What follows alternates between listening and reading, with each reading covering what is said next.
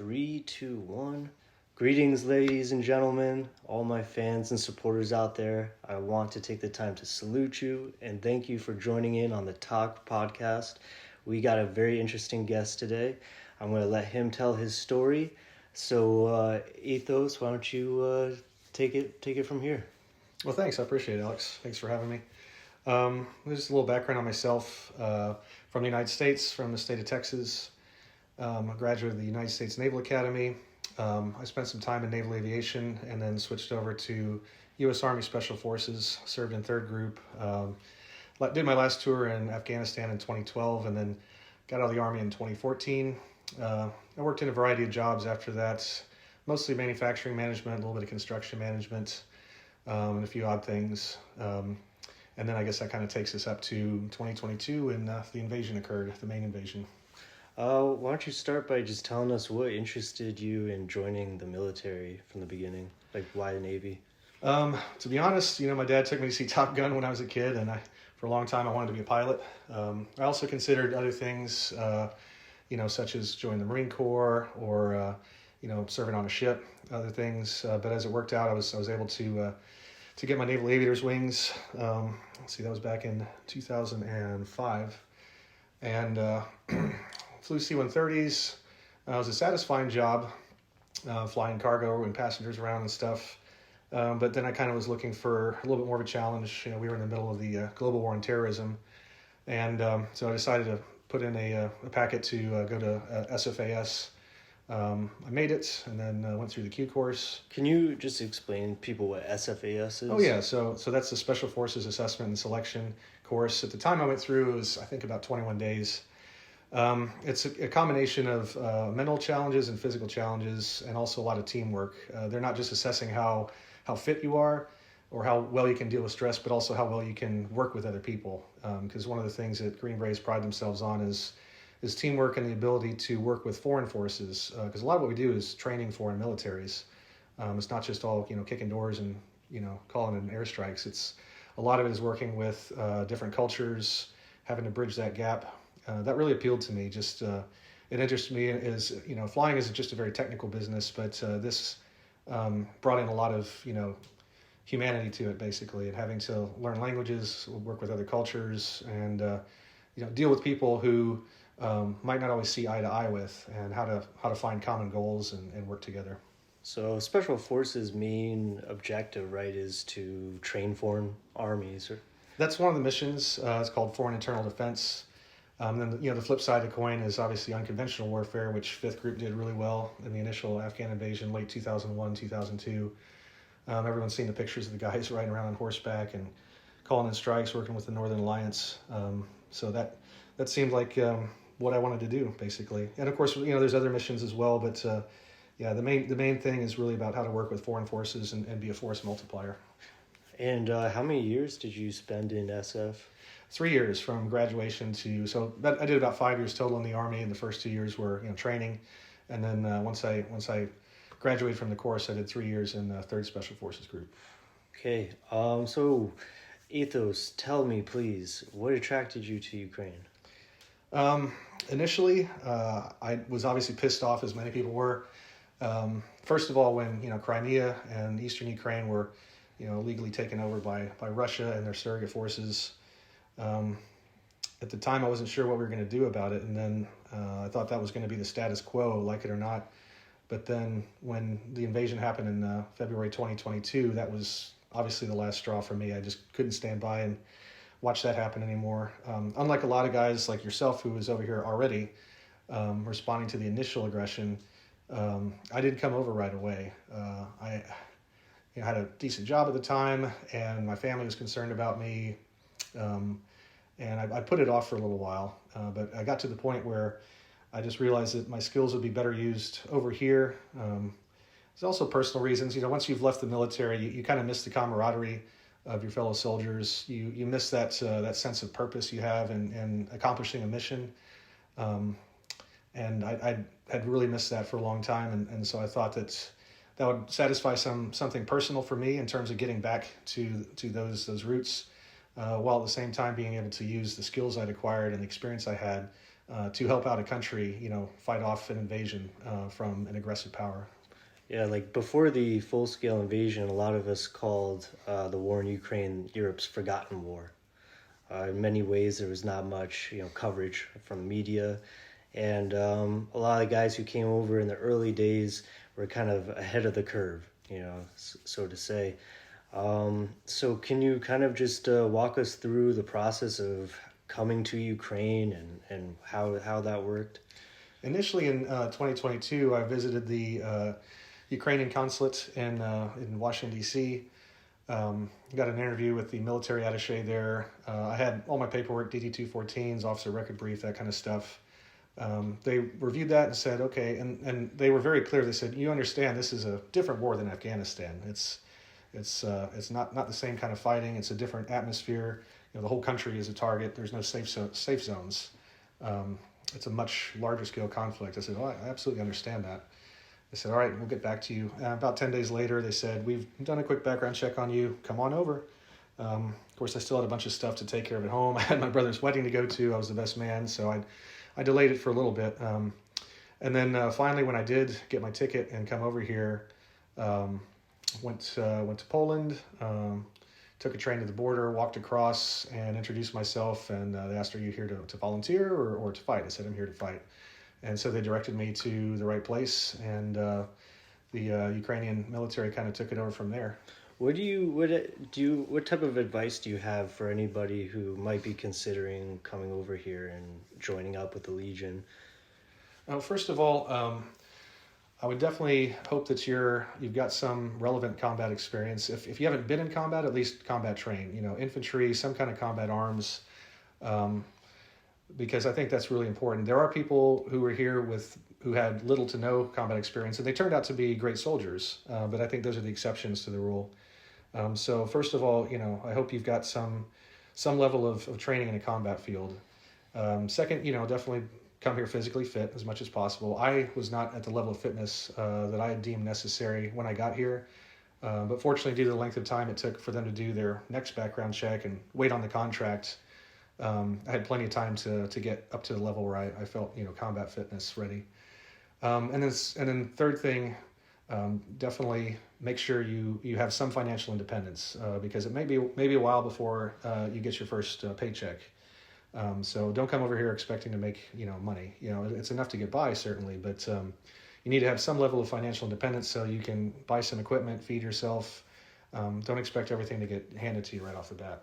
And was it challenging working with people who might not speak English? Initially, that was really not an issue. My only foreign language with any proficiency is French that I have. I speak a smattering of other languages too, but so I didn't know Ukrainian or Russian when I came over. I was learning. Well, I'd learned the Cyrillic alphabet and a few basic phrases. That's about it.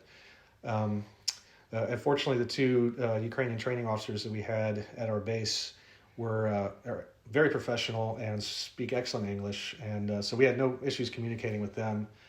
Since then, I've been taking lessons to try to improve my own language abilities, which certainly helps. But there are quite a few Ukrainians we worked with on the front lines who spoke enough English that we could communicate with them, and our few phrases of Ukrainian or Russian helped, and it was enough to get by basically. But yeah, language is incredibly useful here, even if you're around mostly English speakers. So sometimes I hear that the Legion kind of gets like a bad reputation. Is that fair to say? I mean, what was your experience with the guys there? The unit that I was in was a little bit better vetted. I know, or at least I've heard stories of some of the earlier days. People came in and they'd make outrageous claims to their background, their experience, and they were just accepted because they needed as many people as quickly as possible. Now they're a lot more careful about vetting people, checking to see that you are who you really are and you actually have that experience. So I think probably the individual quality, at least in my old unit, has increased since the beginning of the war. But I've definitely heard a lot of the stories, as I'm sure you have, and you probably have more personal experience than me. There's absolutely it's a cross section of society, a lopsided one probably, and there are definitely people here who are here for selfish reasons, or they just want to be adventurous, or they don't. not really here for the right reasons, I think. So I think some of that bad reputation has a basis in reality. Fortunately, I didn't really experience much of the negatives there. What would you say is the main motivation for a lot of these guys coming to, take part in combat operations here? Like, what was your motivation? A lot of the guys that I knew, it was very similar to mine. One, they missed being in the military. They missed that brotherhood and the camaraderie and the sense of a good mission. And two was same as me. We were pissed off at Putin. We thought, how dare you try to do this, invading a sovereign country and thinking you can get away with it, and the whole world will just sit back and let it happen. So it was kind of that same dual purpose thing there. So, Athos, why don't you tell us a little bit more about like the process of joining, how long it took for you to get down through the pipeline to actually see the front line? Okay. Yeah, and I'll try to avoid anything that might compromise OPSEC, so I'm not going to give locations or exact times, but essentially after I crossed the border and they identified me as a volunteer fighter, they kind of sorted us into what unit you're going to go to, and I was sent to a particular one that was made up of either people with extensive training in combat arms like myself, or some of the guys were less experienced, but they'd fought with what I would call, I guess, the regular Legion in the previous year. So they already had experience on the Ukraine battlefield, and that kind of made up the mix of people going into my unit. And the training was actually quite thorough because they said, look, this is going to take a while to get your background checks processed and your contracts done. And the timeline took a little longer than they had initially estimated, which was okay with me because, more training is always good and helped me increase my fitness even more. And so we just did a variety of practical exercises. We learned about drones. We learned, I had very little experience with drones previously, so I got somewhat proficient in that. We went over basic things that we had all done a little bit before, like, CQB, reconnaissance in the woods, stuff like trench warfare, which I had not been introduced to. Some other units, some other militaries, they to this very day do trench warfare, and I imagine that's going to come back into their training a lot more after this war. But it was something that I didn't have personal experience with. So we did a little bit of everything. I have a question. So when you're serving in this type of unit, you're with guys from all different countries. You might all have different SOPs, standard operation procedures, or different, tactics and procedures and whatnot. How did you guys end up figuring out like what to do? Our baseline was always kind of NATO standard stuff. So even though different countries might have slightly different terminologies, the basics are all there across the board. If I'm not mistaken, I think just about everyone was from either a NATO country or NATO adjacent. So they had trained alongside NATO forces at some point. So there was a common language there, in addition to our literal common language of English, because everyone in the unit spoke English fluently. And that kind of helped us standardize things. And it is really important once you get to a team to make sure that you've got those SOPs down. It's something I feel like we probably could have worked on a little bit more, given the time that we had to train. But at least we had some things in place so that there weren't mix-ups once we got on the ground. It's funny because we kind of have an inside joke here that everybody's special forces. And in your case, you literally are special forces. So what do you think was the difference for you when you see these guys, or would you kind of take over the training methods and take the lead on that, or how did rank work and all that? I mean, here I was just a private soldier essentially, so I did not want to try to take over the team. There were guys who had been here for, over a year by the time I got there, and they knew the operating environment much better than I did, so I didn't want to try to step in and pull my former rank out or my certifications and everything and say, all right, listen, we're doing it my way now. That's not a good way to build a team. So initially I just kind of sat back and tried to learn how the team worked and everybody's personalities and see how they operated. And when our team leader said, look guys, I apologize, I really suck at putting training together. And a friend of mine, I said, well, delegate it. We'd be happy to help you put together some training plans. Just tell us what you need to get done and we'll come up with a plan and we can help you out. You don't have to try to do everything yourself. So that's something a good team does, is figure out what everyone's good at individually and the leader needs to be able to delegate tasks like that so that everything can get done. And during these training ops, did you ever feel at all like in danger? I know that you're far from the front line, but was there some worries of targeting from the Russian military? I think there was probably one time we were in a particular area where we knew we were in very, very distant artillery range. Definitely at least from something like an MLRS system of theirs, probably not tube artillery. But also, What's an MLRS system? Multiple launch rocket systems, or like a Grad or something like that. We were definitely within a radius of that, and when we would see a drone, you never know whose it is necessarily. We'd usually go ahead and pack up training and head somewhere else, just to be on the safe side. I think that was probably the only time that happened with us.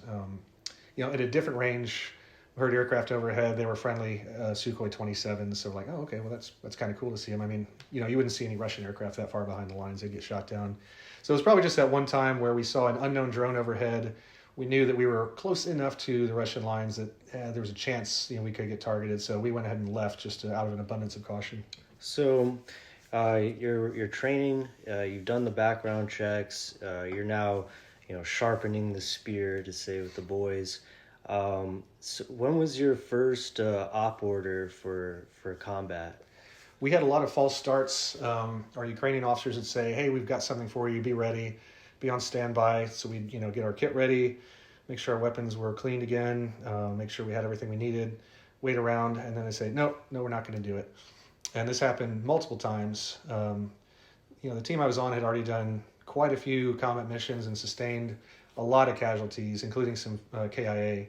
And our Ukrainian commanders were very concerned about, they didn't want to put us into a mission with, unnecessary risk. They wanted something that had an accomplishable, achievable objective without, an excessive amount of risk towards us.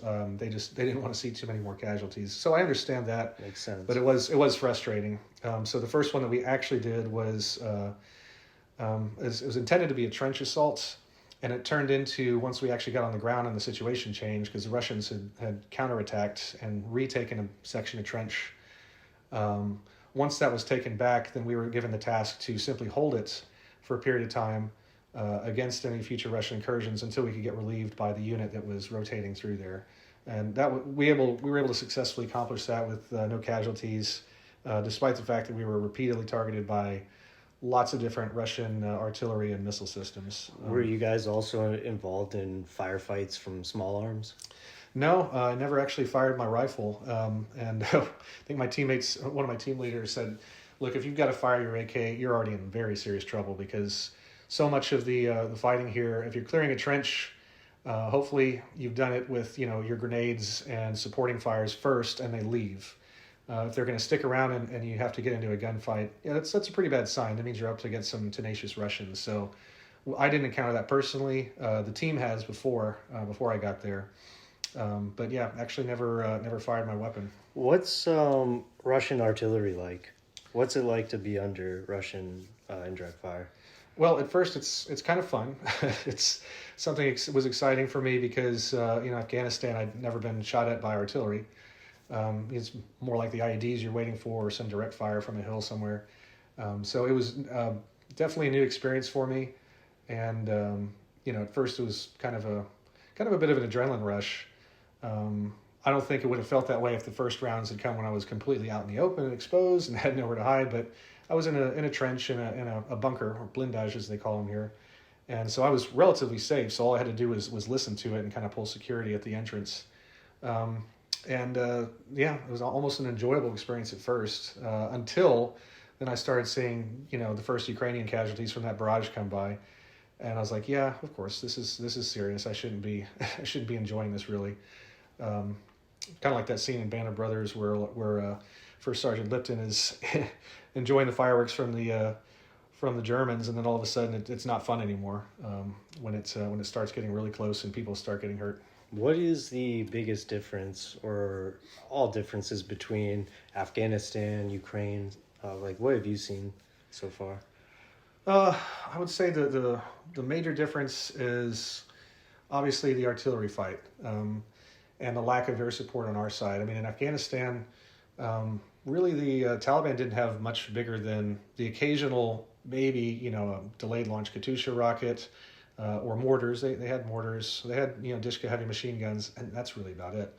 Their most of their weapon was direct fire ambushes and IEDs. And at the same time, of course, we enjoyed complete and total air superiority. We had excellent surveillance that was unchallenged over the whole battlefield. We could call in an airstrike in minutes if we need it. And we could call in medevac via helicopter. Nowadays a medevac means you're getting dragged multiple kilometers through the trench system until a vehicle can take you away. So medevacs, air support, and artillery, those are kind of the main things.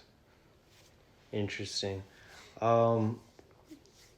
So Athos, can you kind of tell the listeners how you ended up getting wounded in action?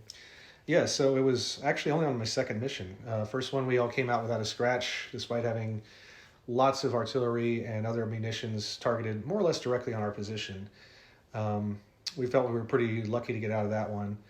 And then second mission was designed to be a trench assault. We were going to do it at first light. So we navigated through the trenches until we were pretty much at our last cover and concealed position, more or less, because then there was a gap between the trenches and we had to walk in the open next to a pretty much destroyed tree line. And it was dark. We were intending to make the assault at first light, and a thermal drone the Russians were operating came overhead, spotted the six of us, said, "Oh, I know what they're up to," and dropped what I believe to be, it was probably a VOG 30 millimeter grenade. That's my best guess based on my estimation of the blast, the relatively little damage it did to us, and the fact that I've practiced dropping those from drones myself. So that's probably what they used.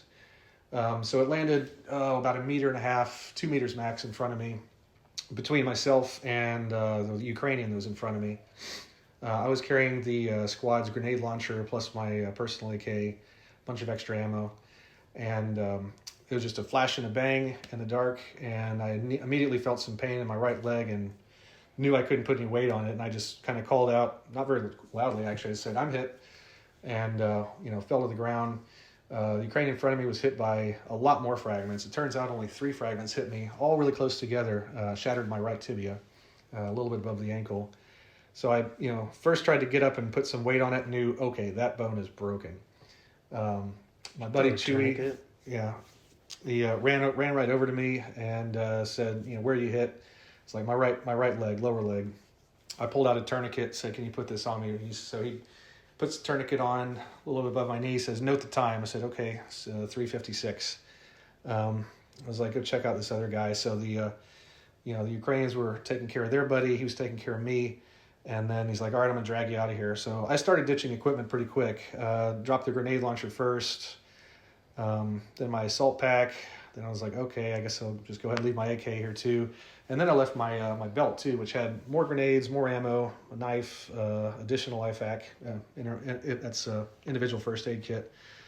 And because it was catching on all the broken ground and making it difficult to drag me. So I just basically had my helmet and plate carrier on. And Chewy's dragging me by the straps. Then when a second strike came in, probably given coordinates by the drone that hit us, and this was airburst artillery, so the rounds explode in the air and send fragments down towards the ground. And he got a fragment, a rather large piece, in his left shoulder, which temporarily paralyzed his left arm. And so basically he was unable to drag me any further, and I could only crawl. And now another Ukrainian had been hit, so now 4 out of the 6 of us have been hit. So I advised them, you guys just need to get back to the trench line as soon as possible. Send some guys with stretchers for me. I'm just going to keep crawling in that direction, as long as I can. How long did it take you to get medevaced? Let's see. It was probably another half an hour or so before they were able to get back out to me. They had to stabilize the Ukrainian guys that they could get back to the trench. I just continued crawling on my own. I heard some drones overhead for a little bit, and wasn't sure if they were mine or theirs. Should I play dead, or should I make sure that they know I'm alive? Maybe it's a Ukrainian drone. Remind them I'm still out here. But I could hear Chewy back in the trench line, a couple hundred meters away, yelling, "We still have to get Athos. He's still out there." So I knew they hadn't forgotten about me. And that hearing his voice made me feel good, because I wasn't sure how bad he was hit. So hearing him call out, I was like, okay, sounds like Chewy's all right. That's good. So I kept crawling, and at some point, right before dawn, well, actually before that, our PKM gunner, that's the machine gun, the medium machine gun, Ukrainian. He was one of the only two people who hadn't been hit. So after rendering aid to his buddies, he came back out for me to try to help me walk. I said, "No, my leg is broken." He said, "Well, you can hop on one leg. I'll help you walk." And so put my arm over him, and he's helping me hobble along. He's like, "We're doing it. We're walking." And then we stepped in a shell hole and fell to the ground, and his leg tangled in mine, and it really, really hurt on the broken leg. And I kind of was like, "Ah."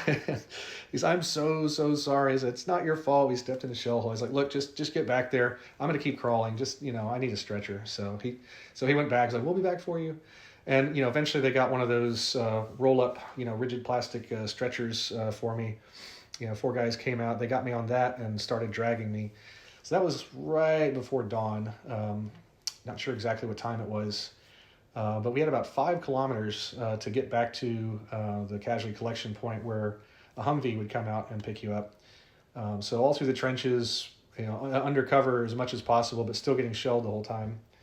Because they do like to target medevac teams. They're watching us with the drone all the time. And so we had a lot of rounds land around us. That took about 5 hours just to get me through the trench system. After that, we got to, they dragged me out to the Humvee when that showed up, and they got us, we drove out of the immediate danger area to basically kind of a triage station. It was like a clinic had been converted just for triaging, combat casualties. A lot of the us guys who are veterans of OIF, OEF, we're used to having the idea of being medevac by helicopter. Absolutely. Within the first hour, they call it the golden hour. But out there, you're basically holding on for 5 hours. You're under attack. The team that comes to rescue, then they fall under attack.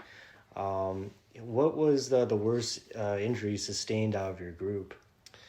I didn't ever find out exactly how bad the other Ukrainians were hurt. They sounded like they were in a lot of pain. I mean, they sounded. But I believe for them it was pretty much fragments in soft tissue. So it was mostly bleeding was the issue there. But everybody made it. But mine was relatively minor compared to that. I mean, a shattered tibia takes a lot longer to heal, but it's just one injury, and so I felt like I was pretty lucky there. So I mean, a grenade round like that is not going to cause serious casualties unless it gets very close. And with the airburst artillery, even though that caused some further casualties, including my buddy, he'll recover from that in the long term. He's got some nerve damage and such, but that'll come back over the long run. So fortunately, in our squad, the injuries were relatively minor. There was nothing immediately life-threatening. What the danger was us not getting off of the X in time and still being there when more effective artillery came in. That was actually my main concern, was I'm still going to be out here and they're going to keep targeting us, and then it's going to be all over. So that was the real danger, I think. And you guys got hit on a mission were you going to storm that trench or were you going to hold it? We were going to storm the trench. Yeah, it was a particular intersection that we were interested in. And we were supposed to have a couple of squad to our left and right for flank security, and we were going to be the main effort, essentially. Once we had taken that, we were going to push as far as we could and then hold until we got relieved. So we were expecting to be out there, as many as 2 or 3 days, possibly. So we had some food and water with us, plenty of ammo. I had about 40-something grenades on me for my grenade launcher. Never got to use any of them, but that was the plan, essentially. And all it took was one drone to mess it up. And is there even a chance of that one drone, when they drop this grenade, could it cook off all the other ammunition or grenades on you? Or? No, that's not a real concern. The actual explosive power is pretty small, so it does its wounding by the fragments. Mm-hmm. And so there were people that had fragments in they found them later in their body armor that they didn't even notice at the time, in their equipment. But only the ones that actually found unprotected flesh basically did any damage. Do you know the fate of that operation? Like later on, did you guys end up taking the trench? We did not. No, the Fallen operation also failed to take the trench, and I believe in that area of the battlefield, we've actually been pushed back. They've been part of Russian gains since then. So unfortunately, that was not a successful operation. A lot of people don't understand that in this type of warfare, it's very difficult to even get to the front line, and the biggest casualty maker out there is obviously the artillery. Absolutely. Even getting to your forwardmost position, just from where you get dropped off by the vehicle, you're under observation and artillery fire the whole time, so it can happen anywhere. Yeah. All right, Athos. So why don't you now kind of tell us about the recovery process and how that worked? Yeah, I'll just start with the triage station where we left off. So they, cut my pants off, to take a look at my leg, and they basically cleaned the wound and put a splint on it. They could tell it was clearly broken. So they did the basics there, and then arranged for transport to the local medical center, which is a fairly modern one, good facilities, good staff there. And within a few hours, they already had me in the operating room. They put 4 rods down the front of my tibia, 2 above the break, 2 below them, sticking out to the front, with 1 big rod kind of on the exterior that was holding them all in place. That, just to immobilize the bone, basically. So I spent a few days there, and then they transported us to Kyiv. And unfortunately, me and my friend were put in separate hospitals, so we didn't get to see a lot of each other in Kyiv. But went to actually a civilian hospital there, which has got a lot of military patients in it nowadays, as you can imagine. And then within a few days there, they went ahead and put 2 more rods, this time going laterally through my leg, 1 below my knee and 1 through my ankle.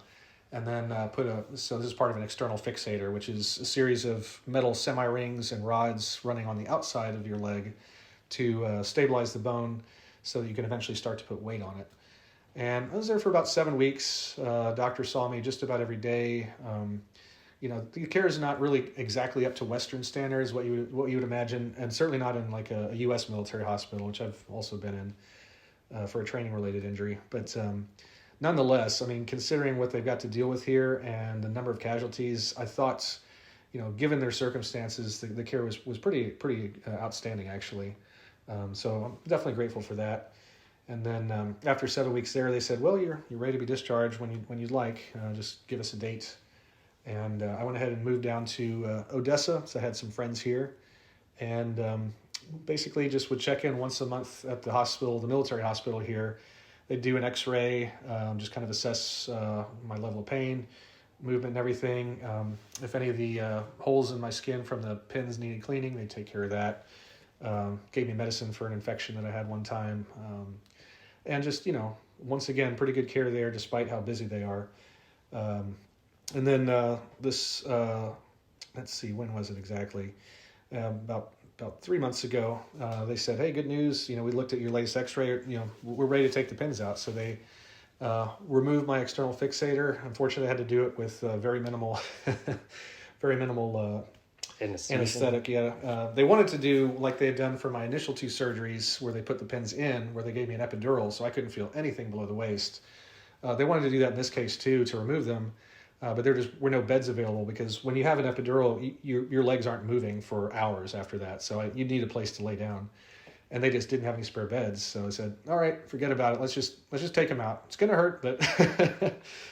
So just a little bit of local anesthesia, some lidocaine, and unscrewed that. And so since then, like those holes have been healing up. I mean, the skin healed quickly, but I've still got some holes in the bones, as I saw in my latest X-ray. It'll take a month or so more to fill in. I went from, being on crutches with a boot on to taking the boot off and just using a cane. And now I'm walking around for the past couple of weeks with no cane.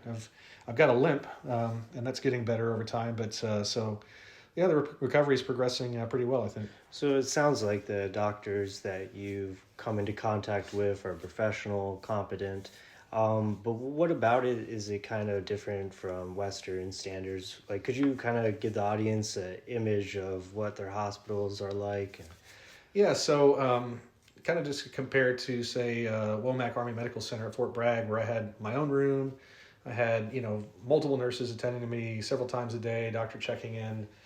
I had a little TV, I had, pretty good food, all that kind of stuff. In this case, we're in 6-person rooms at the hospital in Kyiv, and the food was still nutritious enough, but I'm just not a fan of institutional Ukrainian food that much. What were the inside conditions like? Was it old fashioned? Was it modern looking? Yeah, this hospital is probably built in the Brezhnev area, I imagine, like 1960s. So it's except for the bottom floor where they've got all the operating rooms, the diagnostic equipment like the X-rays. That's all modern. The upper floors where everybody's just living, the recovery rooms. Yeah, those are pretty old school. One bathroom for I think 4 rooms worth of people. Down the hall. So you had to. I felt bad for the guys who were completely wheelchair bound because that was very inconvenient for them. Unfortunately, I was getting around on crutches. So, you had that. Didn't even have a mirror to shave with in the bathroom. Plenty of food and not bad, but, it gets pretty dull after a while.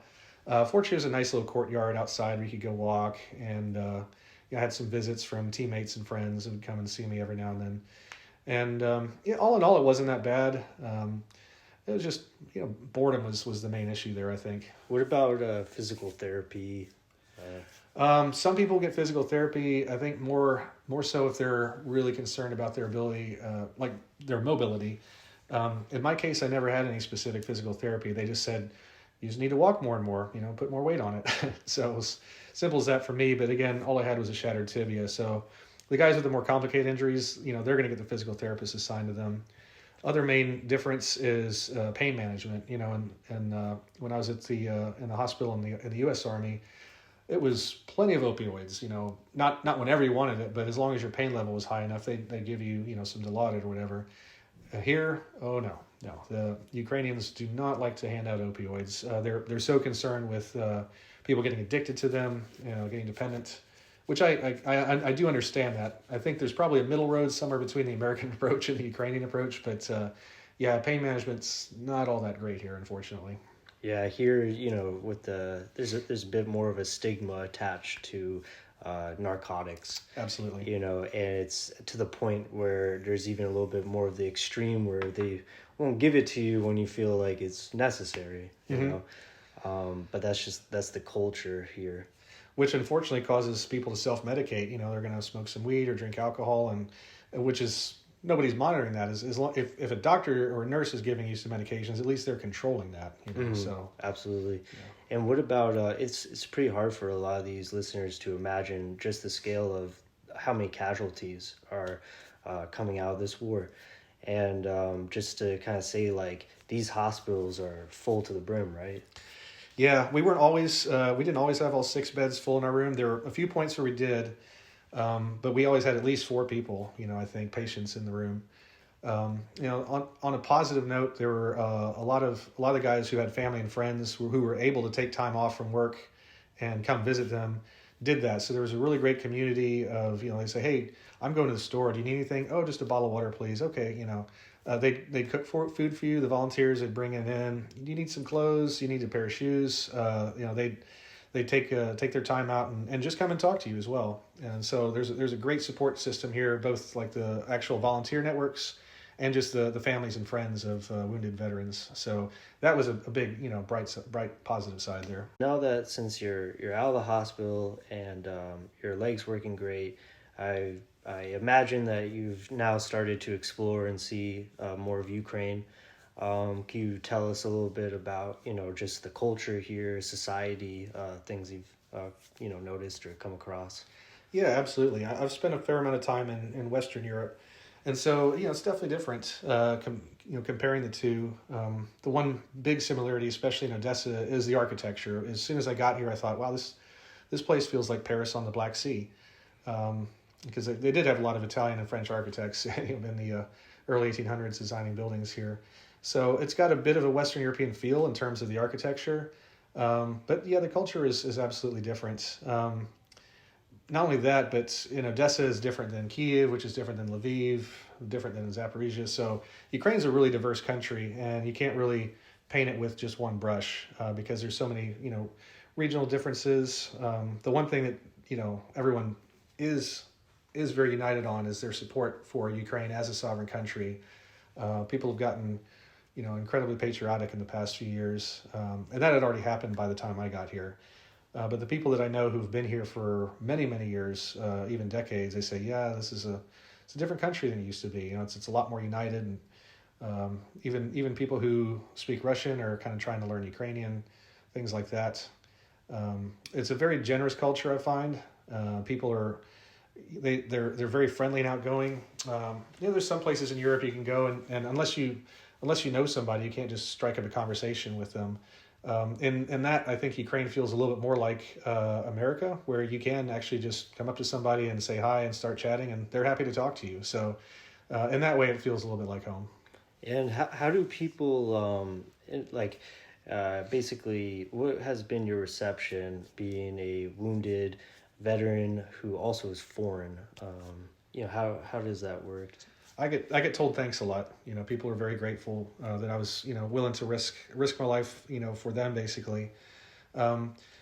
Sometimes people, they just they're like, oh cool, you did that, okay, and it's like normal, but then they probably know half a dozen wounded Ukrainian soldiers too. Mm-hmm. So but I do get a lot of gratitude, a sense of gratitude from people, which is really heartwarming sometimes, and I think people they genuinely appreciate it.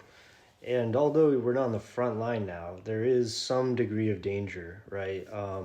What could you say about that, like the airstrikes on cities, the civilian population? Well, it angers me every time they do it, because mostly they're hitting civilians. Even when they say they're going after legitimate military targets, so often they'll hit an apartment building, and there's so many civilian casualties. It's completely disproportionate to any kind of military objectives that they're achieving. So it angers me. I'm not concerned too much when there is an air raid, or even if I happen to be outside and I hear some explosions going off where we're shooting down their drones or shooting at their missiles, or even when I hear an impact. It'll give me a little bit of a jolt. But it's such a large area. I'm usually not really concerned for my immediate safety. I remember one time my girlfriend was going out to the grocery store, and I heard an impact, and it turned out it was a few kilometers away. It actually wasn't, but that was the one time I was concerned. I was more concerned for her than anybody else. How often are the Russians striking these cities? At least here it seems to be on a multiple times a week basis.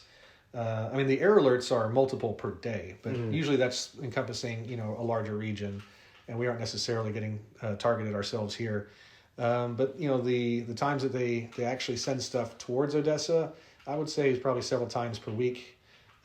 It's even been multiple times per day, a couple of times. Unfortunately, we're shooting down a lot, but not as much as we really should, because just due to depletion of our anti-aircraft resources. Interesting. Just kidding. So Athos, before we wrap this up, I have another question that a lot of the viewers keep bringing up. We want to know how important is foreign aid here in Ukraine, and we would like to hear your stance on that. It's absolutely critical. Ukraine would not have been able to survive this long without Western aid, and obviously America provides a really huge chunk of it. Now there's some small European countries whose per GDP contribution is probably slightly higher. So Europe's a huge important source of aid too, but we absolutely need aid from America, 100%. And it's from everything all the way down to small, individual infantry unit stuff like night vision devices, things like that can maybe encrypted radios, things that can improve the survivability and effectiveness of a foot soldier. All the way up to the high dollar items like Patriot missiles, various other anti-aircraft stuff. The F-16's coming is a huge deal, obviously, but they're going to need munitions for those. They're going to need maintenance. They're going to need parts. So basically, anything that the West can send us that's for lethal combat aid is huge. I know there's also a lot of stuff coming in for humanitarian aid, medical supplies. And that's absolutely great too. That's 100% necessary as well. So it's a full spectrum of aid that we require. Otherwise, Russia is going to continue to make gains and just try to wait us out. Would you say weapons such as HIMARS systems, F-16s, do you think those are game changers on the battlefield? I know the HIMARS has been. I've been privileged to be near a few launches, and that's a pretty impressive weapon system. The F-16s can be a game changer. I know we've asked for a few more than what we're going to get. So the more we can get, the better, and the most upgraded ones, possible, because I think we're probably getting the early marks like F-16As. I'm not sure how upgraded they've been, but if we get enough of those, and as long as the pilots do their job and the planners do their job in terms of coordinating missions, using them in the proper way tactically, then I think that can be a game changer. It's not going to win the war, not by itself, but it'll at least contest air superiority with the Russians. And it'll give the troops on the front line some breathing space from enemy airstrikes. So, and Athos, I mean to ask you one question. If there's a viewer out there who's kind of on the fence about sending Ukraine more aid, what do you have to say to this person or these people? I'd say this is a pretty clear-cut war of good versus evil. I mean, I've seen it that way from the beginning.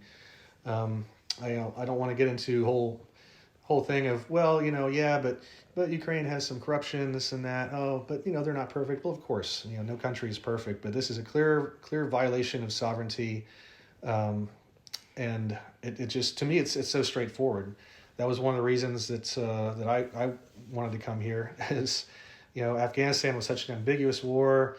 We didn't really have such a clear solution, and after a while, it was just kind of like, okay, what's our end goal here? For Ukraine, it's so straightforward. We need to take back the territory that Russia has stolen, and make sure that Ukraine is not going to get invaded again and bullied by Russia anymore.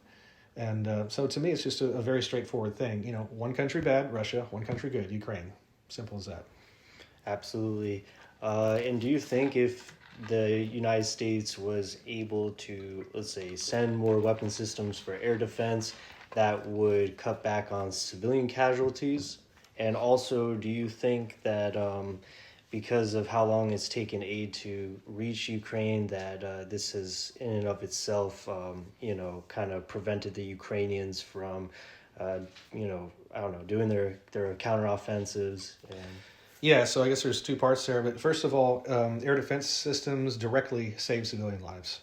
That's incontrovertible. So, yeah, the more air defense systems we can get here and resupply with munitions, fresh ammo, fresh missiles, the more civilians' lives are going to be saved. And then the second part of that, the delay in aid that's caused by the politics in the U.S. that actually lost lives.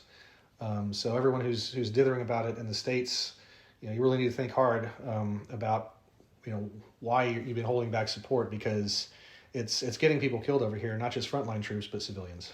And it's definitely easier for people who are sitting back home who haven't seen what's going on here with their own eyes. It's easy for people to just pass judgment when they don't see exactly what's going on, and there's a lot of mistrust nowadays in the media and the government, and a lot of political going back and forth.